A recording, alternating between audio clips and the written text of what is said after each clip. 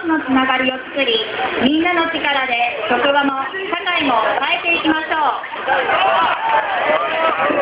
2010年5月16日全国青年大集会2010参加者一同。ありがとうございました。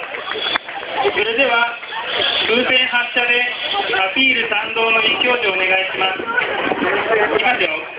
1、2、3、発射。